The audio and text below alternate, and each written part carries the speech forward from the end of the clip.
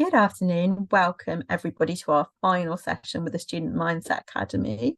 We've got Jo with us, and the session title today is Anxiety in Life and Learning for Teens Supporting Test and Exam Stress. So this is massively relevant to everybody, I feel like, not just to our students, but to those of us that study and or just everybody. So we are going to have a recorded section now, and then we will not record section later when we do the Q&A. I'm just going to introduce the brilliant Jo. So Jo Carter Fulton has been in education for 30 years as a teacher, tutor, deputy head teacher, and as part of an advisory team for a local authority. Jo has taught across the age range from early years upwards, is a master in neuro-linguistic programming, coach and master timeline therapist. Jo believes that all students are capable of a successful outcome if they have the right tools to support them. Jo creates a safe space for teens to support, raise confidence, and create a community that focuses on mental health, emotional well-being, and learning to help teens reach their potential. So huge welcome, Jo. Thank you for running our final session for us, and I will pass over to you. Thank you. And it's I think this one actually is one that I see probably in my sort of private coaching, private tutoring more than anything else. And all the other talks that that I've done have been very sort of specific. I think this is more sort of general in a way. Anxiety it can be totally debilitating. And I say that as a mum. Here's me with my three. I hasten to say it was about a couple of years ago, but it's one of the few photos I actually have of me and my three children all together. You can see my son's not looking overly happy there. But the reason I've done that is because, yes, I work with a lot of children and teens and families, but, you know, I have my own experiences with my own children with anxiety. So therefore, taking that photo was a really big moment. You can see my eldest at the front there is actually quite confident in front of the camera, but my son there, that for him, that was a huge thing. I think he was about 18, 19 there. He's now 20. And he had quite a difficult time in the transition to secondary school. And we had a few incidents, and he became a sort of bit of a school refuser. He was starting to refuse school, and the school were absolutely brilliant. We worked together, and he could then have a sort of a softer start in the morning. But that anxiety came from when he was very little. We noticed when he was very small, and I was just talking before we all came on about anxiety and foods, and he would only eat sort of Marmite on toast. That was the only thing he would have. He got anxious with what things looked like, the colours of food, what was touching what on the plate, all those sorts of things that came to the surface there. And my youngest at the front, she's literally just turned 14 on Monday, actually. So she's grown a lot in that time. And she does have particular anxiety, and she's working on that herself at the moment. She put herself forward for the village panto and for the school play, because in her words, I've got to get through it. I've got to get in control of it. And we talked a lot about being in control of our emotions and anxieties. And my son now is in his last year at uni. And, you know, he will then sometimes message saying, I'm having a bad OCD day, or my anxiety is very high today. Can you talk me through it? And we use some of those strategies that we know that actually work to actually support him. So I just wanted to show that even though I work with these children and work with families and in schools and privately, you know, I've actually dealt with that myself with my own children. So what is anxiety? So it's not just stress, it's the body's reaction to a stressful situation. And it's the body's difficulty in regulating once it's triggered. And we all know that we have that threat center in our brain, and that when that is triggered, it was triggered from centuries ago when we were having to be on high alert for danger, and we still need that part of our brain to be working in that way to sort of warn us of anything. But when that threat center is triggered and triggered over and over again, then the body reacts quicker and quicker each time, and that can make it harder to actually regulate. So a lot of work that I've done with schools, and particularly before tests and exams, is in how we can actually get that body to calm, working with a teen way before the exams, because sometimes they don't realize they're having that level of anxiety until just before the mocks. And then sometimes in a way that's almost like too late. We can still put things in place, but we want to be working on it before that. And in fact, I'm quite a big advocate for schools doing this sort of work throughout their school career, not just in time for tests and exams. So in my sort of 30 years, I've taught everyone from literally babies all the way up to 18, 19, 20. And I was seeing a real pattern, an increasing pattern in anxiety at different ages. I particularly remember having a year R class, for example, where there was a lot of anxiety with one little boy, and it was trying to get to the bottom of that. So it's not just sort of in a certain age range, it can happen whenever, and it's just about finding what that trigger is. And sometimes it can be very hard to find that trigger. As you know, we try and get to the bottom of the problem, and we can't always find it, and sometimes the child doesn't even know. Sometimes we don't know what triggers us in a particular way. But then, so the cortisol and adrenaline, those levels are all getting raised, and it causes this fight or flight, and then sometimes freeze response as well. And then they might say, oh, you might think, oh, they're anxious about one particular thing, but usually there's probably something else underlying it. So we always say the presenting problem is not probably the underlying problem. And when they get into that state, as we know, when we get anxious, we almost feel like we either freeze and we just can't find our way out. We might want to sort of try and eventually fight through it, or we might want to get away from the problem. So our sort of rational decision making skills and our problem solving are thwarted at that point. They're hindered and we can't find a way forward. And I think one of the examples I use for parents actually a lot of the time is like driving test. You know, we think we've done all our exams and everything like that, but the driving test can be a real source of anxiety for adults or for 17-year-olds upwards, because they're putting themselves in a feeling of stress. They're feeling anxious. They don't know what to do. And therefore, sometimes they will say, I know my son came out saying he made a silly mistake because he wasn't able to sort of think rationally. He said, if I'd thought about it, I wouldn't have done that. And so that's a perfect example of how our decision-making skills can be sort of altered as a result of that anxiety. And I put here circular safety. I think I have mentioned it before, but I will mention, I think it's really important here, that after Hurricane Katrina, which was obviously so devastating, families were separated, obviously as a result of the situation, and they found that teens, particularly teens, were very anxious at being left again. So when they went back to school or college afterwards, they found that they were going back through what we would almost see in a toddler age, of the separation anxiety. So they had to take teens all the way back to that sort of like toddler state of, you know, when you go to the park and when they're little, you're with them all the time. They want you, they hold your hand, they pull you to go somewhere. They don't want to be on their own. And also we wouldn't want them to be on their own. As they get a bit older, they might take a friend and you just get a few minutes where you think, oh, they're just playing by themselves, and then they come back to you again.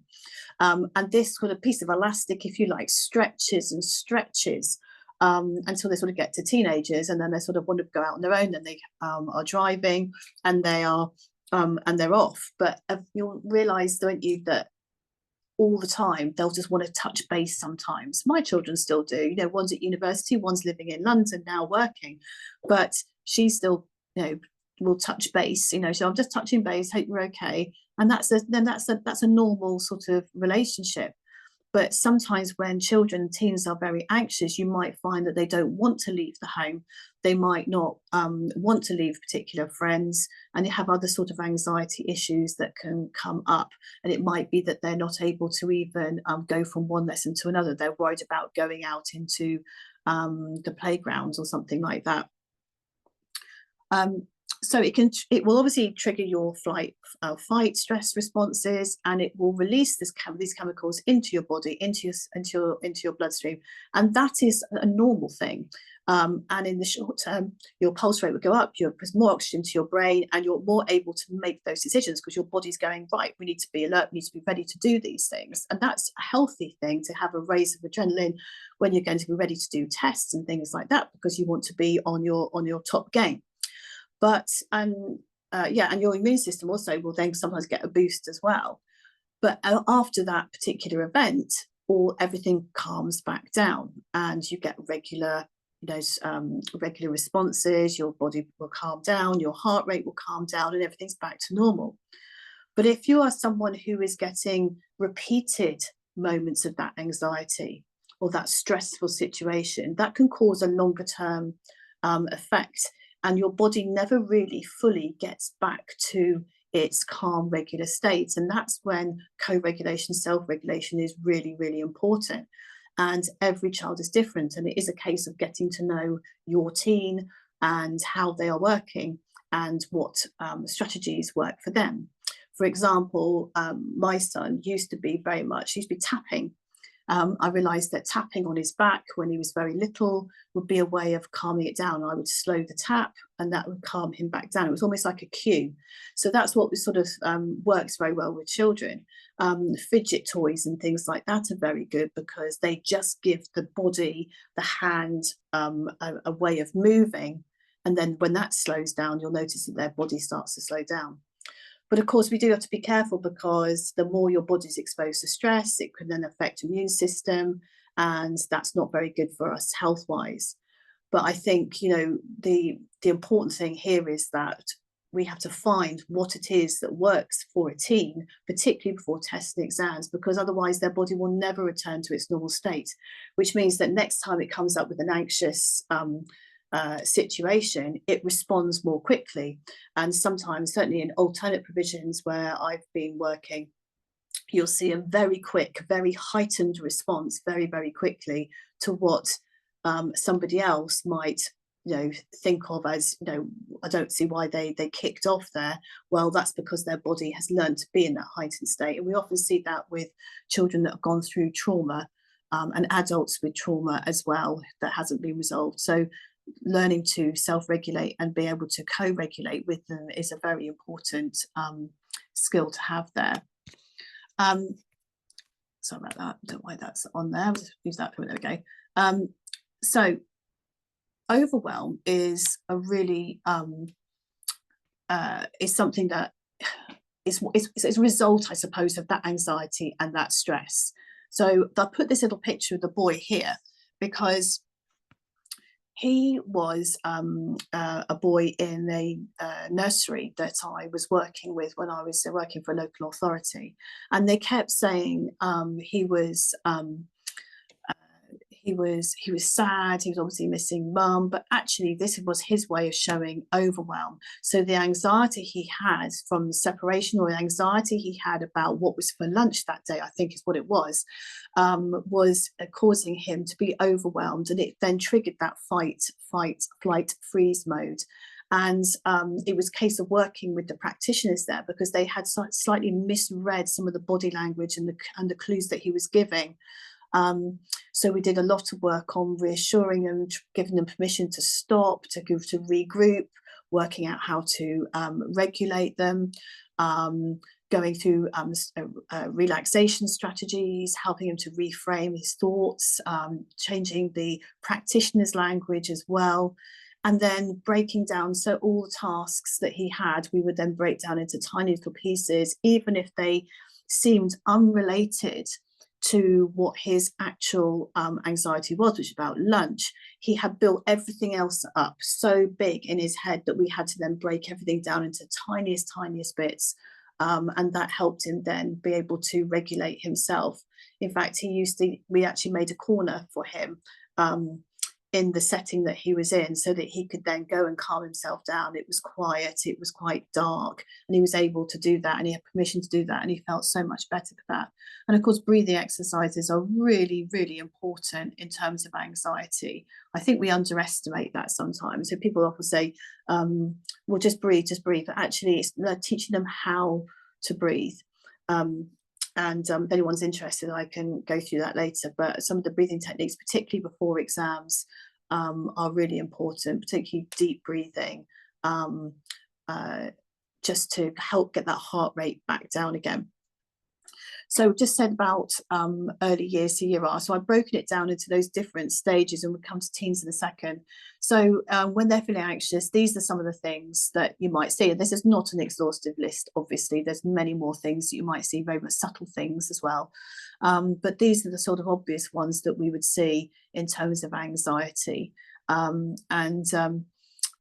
It's funny because every child is different. I could have written 2-3 sides of things that you might see, but some people stop eating, other people eat more. It's the same with adults, isn't it? But again, so the key one there is not able to regulate behavior there. Sometimes we'll see it and say, oh, they're just in a bad mood, or they haven't had a very good day. And I would say, oh, they've got to watch our language there, because actually it's a case of, have they been helped to regulate? Has someone taken the time to go and help them to do that? Because a little one won't remember how to do that themselves. And then year 7, I've just put here, because obviously that's a transition point from primary to secondary for a lot of children. We might have some separation anxiety again, there'll be that anxiety, that worry about moving to secondary school.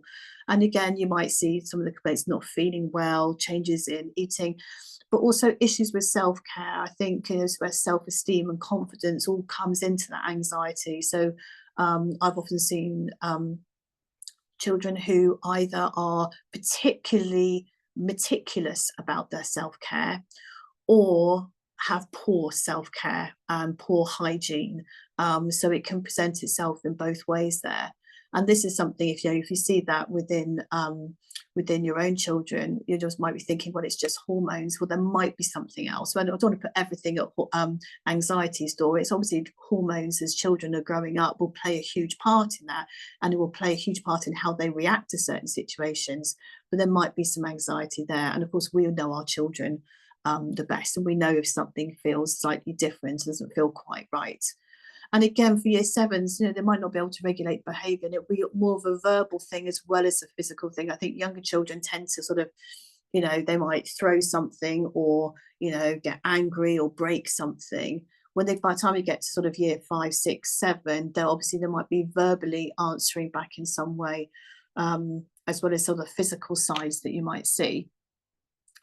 And then obviously that continues all the way up to year 10, 13. I put this one in because obviously year 11 to year 12, we've got another change from GCSEs into A levels. So you might see things like they might be isolating themselves at home or away from friends. They obviously, we see a lot of children on their phones, and they might prefer to communicate that way than actually face to face. There might be some anxiety, and that means that they avoid certain lessons, or you might notice a pattern in the days that they're not going into school or college. There might be issues with completing coursework. That might be complete procrastination. I'm not going to do it. I'm putting it off. It might be doing it very quickly, rushing it out of the way, or certainly very worried, or they might lose their homework or their coursework. I've lost it because they're so worried about it not being right. I do see that an awful lot of the time, actually, and I do quite a lot of work with children on that. Obviously, then anxiety before exams and tests. I know some children will see that maybe around year 6. If they've got SATs, you might see it in end of year exams. I mean, they're bound to be a natural anxiety, but I do think a lot of schools are very good now at trying to mitigate against that. But that doesn't change the fact that children know that they're doing GCSEs, they know they're doing A levels, and ultimately maybe doing a degree course. So they know that there is an assessment that causes that sense of anxiety, and some children are able to cope with it much better than others. I'm working with a child at the moment who literally just closed down totally, couldn't do it, couldn't even open her mock papers. And she just had to leave. She couldn't do anything. And when speaking to her, because I'm obviously working with her now because she's got exams coming up in the summer, she couldn't really tell me exactly to start with why it was. She almost said that her body didn't feel her own. She said everything closed down, and I said that's probably because that's what our mind does. Its main job is to preserve life, and therefore that's what it was doing. It was sort of sending all the blood there rather than everywhere else that she needed it at that time. And I'm pleased to say that she just did a mock. They let her do it again, I think it was last Friday, and she actually managed to stay in, which I'm so pleased about for her. And I hope she gets the mark that she deserves, because she's a clever girl. And anxiety can be quite debilitating. They might also complain about not feeling well, obviously. Again, might have changes in eating. And of course, this will happen around this time because they're starting to grow up a bit, and there'll be what their friends are doing as well. There may be some issues with self-care. And again, that regulating behavior again. Now, I know some of it we could put down to hormones and being a teenager and puberty. But you'll know if there's some anxiety coming up. They might be a bit sort of sharper with some of the comments, but I'll come back to that in a moment. So here I just made a list to start with some of the signs of anxiety. If you have a look down that list, you might see or notice, or some things that look familiar. I think we do sometimes think that nervousness makes people sort of jig a little bit, makes them move, because that's the body's way of sort of coping. It's almost like looking out for what's going to happen. Difficulty making eye contact or participating in conversation, that can be a huge one. They'd rather not say anything at all, and almost they think if they don't make eye contact, then that means that nobody can see them. A bit like a hoodie, and I've mentioned that before. A hoodie means that they feel like they're sort of hiding away. Then you've got some of the physical signs, the feeling dizzy, shaking and sweating. I get a lot of children that say that their legs wouldn't stop shaking, and then of course that meant they felt a bit dizzy.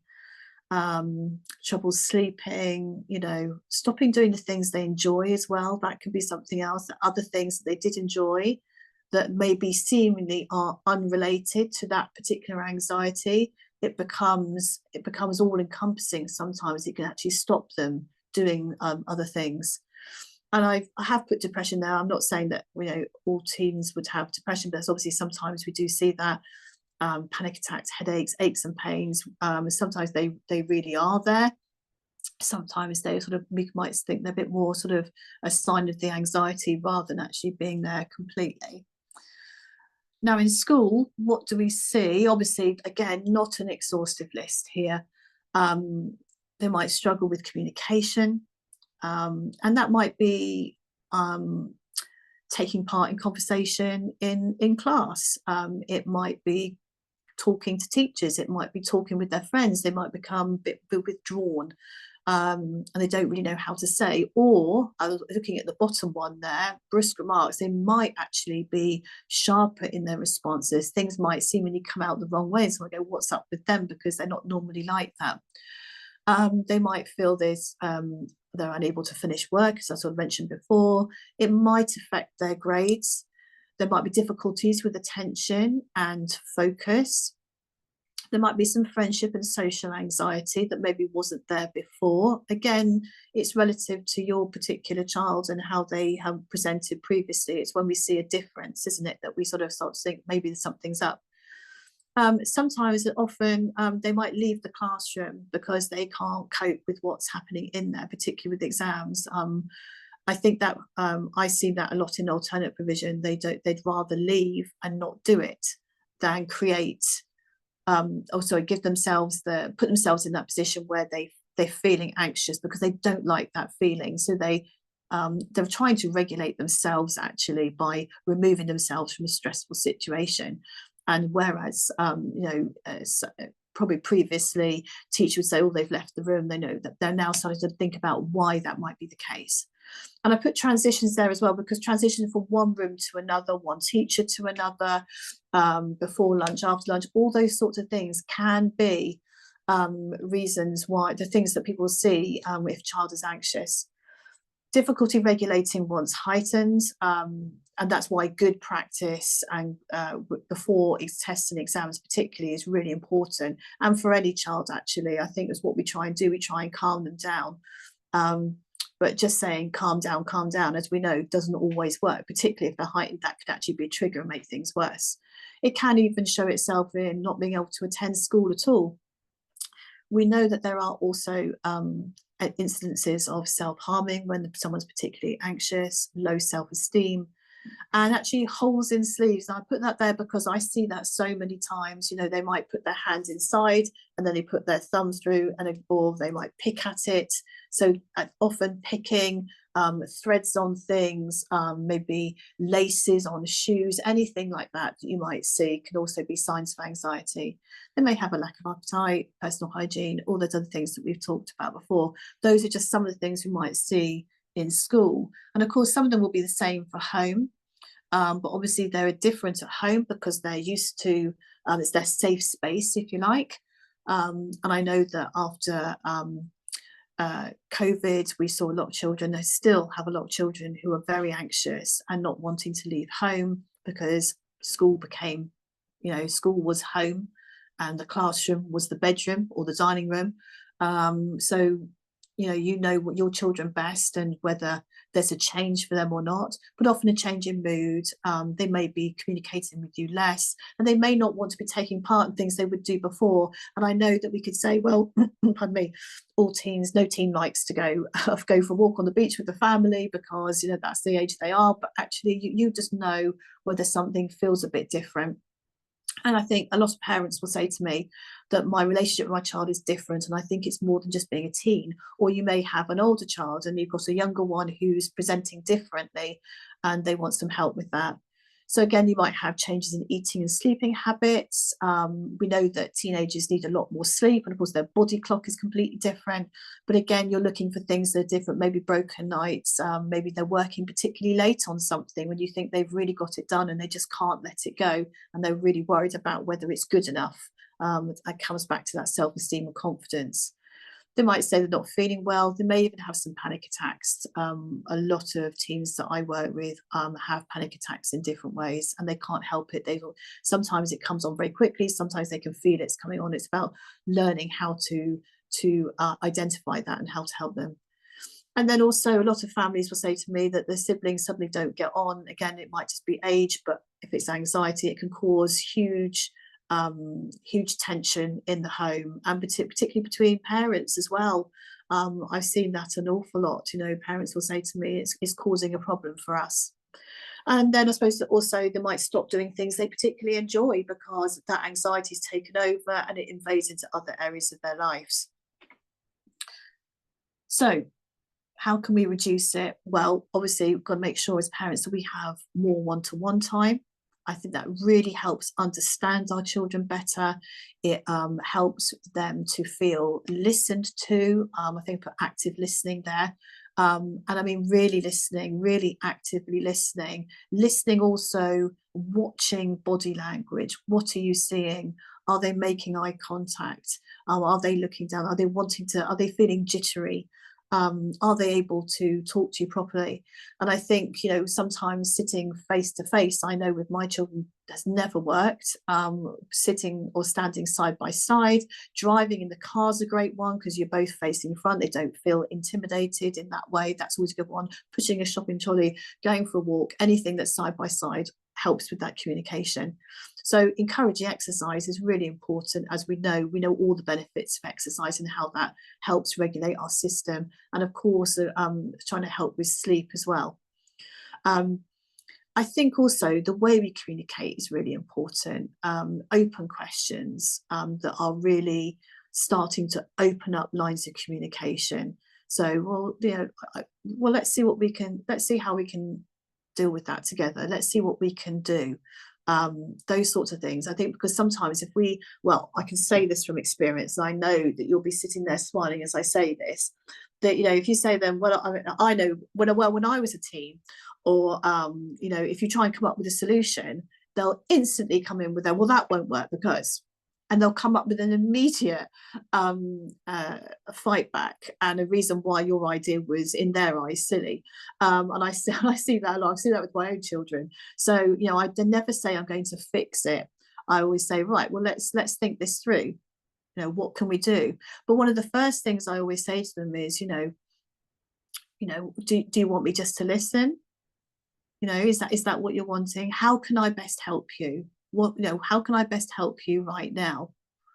And that makes them think. And sometimes that's enough of a distraction to get out of the anxiety and think, well, why she asked me in that particular way, if you see what I mean. So that can be quite a nice one, distraction. But I think also having clear boundaries, particularly even if they're anxious, clear boundaries is really important, because children will try and push boundaries, but they need to know that there's consequences. Because like I said about that circle of safety where they're pulling on the elastic, they will pull not just from separation, they will pull on your heartstrings. They will pull us in a way where we sometimes go, well, okay, but if you do this, then. And I think then they know that they've blurred the boundaries. So keeping boundaries and consequences is very, very important, because it then helps them realize that they've got to make the right choices. It helps that rational thinking. And when they're doing that, they're actually using their mind proactively and, you know, not sort of succumbing to anxiety. So in schools, well, these are just a few of the things that I've done with children in schools, working with schools there. You can see all those sorts of things, soft starts, linking with the mental health team, reduced timetables. That's obviously in extreme cases, bespoke tutoring, maybe animal therapy, equine therapy, sleep therapy, Lego therapy, looking at the class and the grouping, looking about how for teachers, how the classroom is organised. This is interesting, actually. My son, I think McDonald's recently well, I say recently, probably a few years ago now, completely changed the layout and the colours on their internal walls. And I remember going in there, and my son was like a bit of a McDonald's from time to time. And he actually said to me, he said, I can't cope in here. And I said, so I was looking around thinking, is it the noise? Is it that? And it was actually the layout of the tables. It was actually the colours, stark colours on the wall. So as a teacher, I've been very, very aware of not too bright classroom posters and things like that, because we try and make them all, you know, eye-catching. But for some children, that can be a real trigger.